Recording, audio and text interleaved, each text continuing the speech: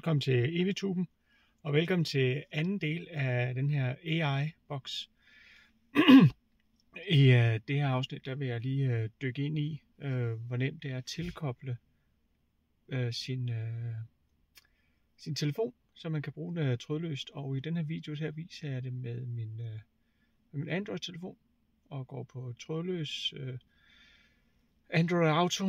Det er samme procedure, som hvis det er med Apple CarPlay, så om man bruger det ene eller andet, så er det faktisk samme måde, man gør det på.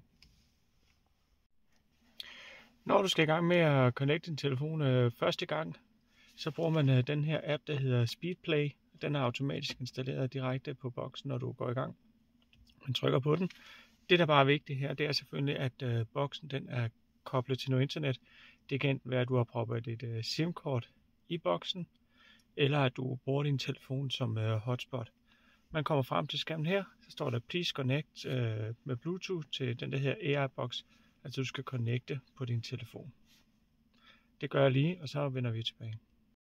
Når din telefon er connected, og her vil jeg lige sige, at det er vigtigt, at du ikke har din hotspot til, når den er blevet connected, for ellers vil den kunne skabe nogle fejl, og du kan se, at den er connected ved, at der er et lille blåt oppe i Bluetooth heroppe, det viser, at den er connected til din telefon.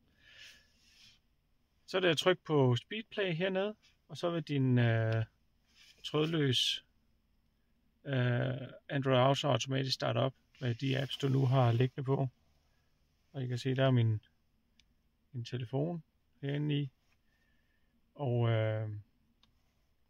til de der forskellige menuer, man nu har liggende her på.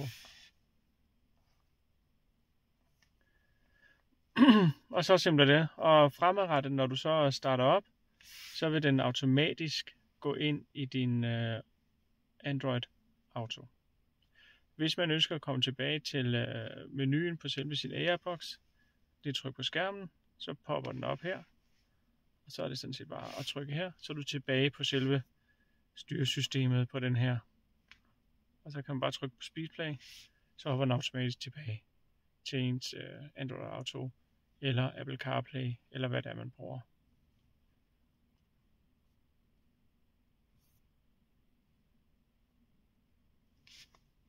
Så simpelt er det. Jeg synes, det er et rigtig godt produkt. Jeg er rigtig glad for det. Efter jeg har fået den, så bruger jeg faktisk ikke trådløs Android Auto. Jeg bruger faktisk kun det her, fordi der er de ting, som man også har inde i sin Android Auto, og du kan tilkoble din mobil trådløs, så du kan bruge og ringe op fra selve telefonen eller fra den her boks her. Så jeg bruger kun det her, men det bestemmer jeg selv. Tak fordi I så med. Husk at like og subscribe, så I får flere updates hernede på mine små videoer. God eftermiddag.